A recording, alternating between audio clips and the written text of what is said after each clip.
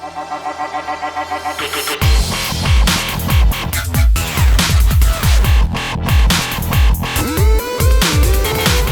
guys, Ashlane here. Today we're going to cover some post-update farming as the second episode in this series that we'll be running all week. Today we're going to talk about Town Hall 9. We're going to focus primarily on SuperQueen farming, actually exclusively on SuperQueen farming, but we'll also discuss some of the issues that Town Hall 9s are facing in the farming game. And that brings us to our first bullet point here, new obstacles in the farming game. Well, there's quite a few, right? I mean, there's a lot of frustration right now, and a lot of it is rightfully so. So we're going to talk about how to fix some of these, some solutions that I have that I've been thinking about for a while now in tomorrow's episode. For today, we're just going to go over what the issues are and provide you with a way to get around those for now in terms of SuperQueen farming. So you have to defend now. That's obviously an added issue. Even against Town Hall 10s, that's kind of messed up to be rolled over by Town Hall 10s constantly as a Town Hall 9. The odds decrease to find dead bases. That's a huge problem lately, and I've been doing a lot of fact-finding myself, using some dead bases that I haven't touched in a while to see exactly what's going on, and they are in fact being taken out of the PvP matchmaking pool much sooner than they were previous to the update, so that's something that we need to address as well. There's also unforeseen challenge with barching, because as I just mentioned, lack of dead bases equals lack of collector raids, which is really forcing people to go up in leagues. I think that might have been the quote-unquote conspiracy theory behind the lack of dead bases. But anyway, with all that said, SuperQueen still works. I mean, they did nerf the healers adding on to a single troop, but that doesn't really go into effect until you're adding more than 6 healers onto one troop, in this case the Queen. So certainly using these type of army variations that I'm going to share today, the first one by Jared from Red Elite, and a lot of guys are having success in lower level leagues. I did want to focus on two things. It's going to be SuperQueen, or at least a variation of SuperQueen. You're still using the minions to funnel the Queen to where you want her to go. I'll go ahead and link in the description my guide to SuperQueen farming, and also Powerbang's guide to SuperQueen farming, because he did a more in-depth guide that really went viral quite a while ago now, but I will include that link as well for those who want to know the basics of the strategy. This video is basically to illustrate how you can still farm with success in low-level leagues, A, and how SuperQueen still works, and it is a viable strategy, B. Now, this raid, there's a decent amount of loot available here, so Jared's going to hopefully get that Dark Elixir and some of that loot as much as he can possible. He's making a funnel right now to make sure that Queen goes directly to the Dark Elixir.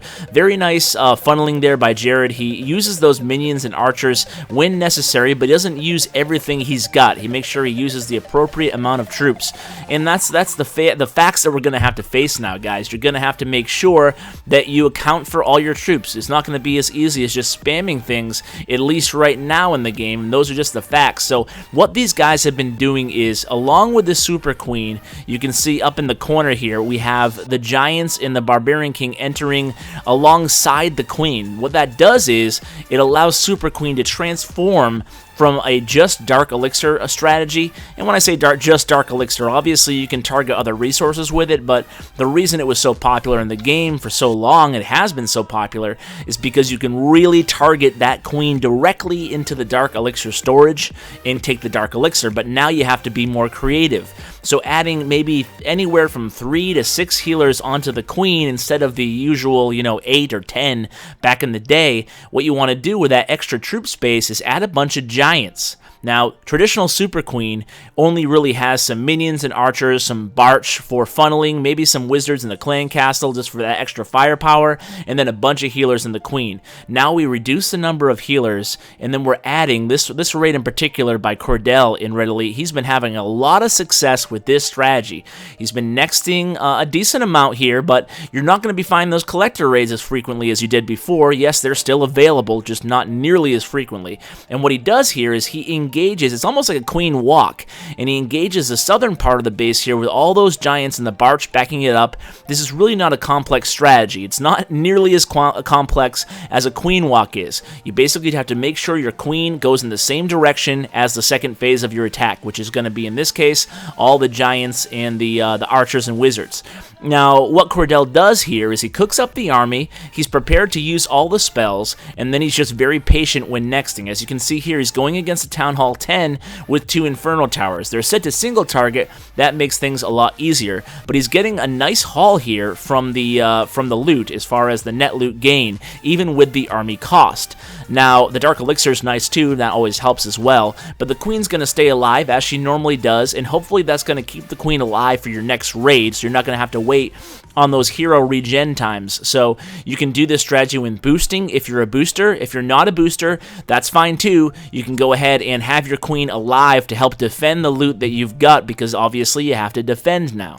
So those are some, that's the thought process around this strategy, that it does help get more loot when you add those giants, and you can spread your engagement point on the base out. You can see the Queen's actually going to go all the way around the base on this attack and get that last gold storage. She really has a knack for that loot there. Excellent job by Cordell. And on the third raid I'm going to show you guys, it's more of a little bit more of a traditional Super Queen, and this is going to be by Dizzy Devil over in Clash with Ash Clan, and this is a nice haul he has for himself here. So I mean, I hope this proves, it's a small sample size, but I asked guys for some big loot raids, and I got flooded with people telling me there's tons of loot available. The only issue is that there's not collectors. You have to have a decent army to get this loot. These collector raids are really hard to find, as I've said 2 or 3 times now. So there has to be some kind of a solution to let some people farm with lower cost armies, because this is, some people like to boost. I mean, if Supercell wants people to boost, they're going to be waiting for, much longer periods of time between these type of raids.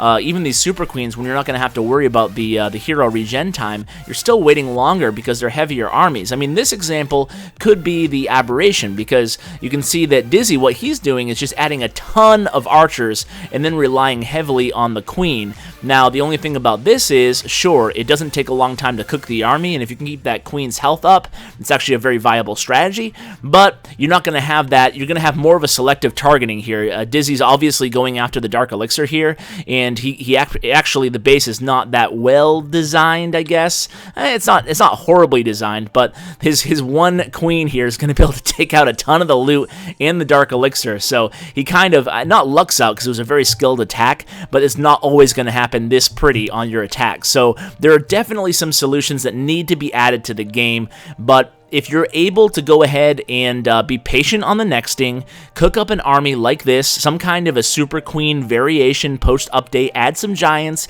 add some Barch, see what you have success with, see what you can get the hang of and become comfortable with, and then just be selective on the bases that you're hitting, and you should be able to make out all right, especially if you're able to attack through shield with this army composition. It's actually a nice flexible army composition because you can attack pretty fast with it, because if you can keep that Queen alive, you don't have to wait for the regen, and at the same time, it's a powerful enough army that you can cook this up, especially adding some wizards when you're, working on shield, whatever you're doing, and then hit when you're on shield when you can. So guys, I hope you enjoyed this episode. Stay tuned for tomorrow's episode where I talk about some possible fixes, and as always, take care, guys. Hey guys, thanks for watching my video. Just a few ways you can help the channel out. Number 1, like. Number 2, subscribe. And number 3, comment. Tell me what you think of the video. I really appreciate it, guys, and it really helps me out a lot. Also, you can find me on social media. I'm active every day on Twitter at @clash_with_ash, and on Bindle chat group #ClashWithAsh. And as always, you can find me on my website at www.clashwithash.com. Thanks, guys.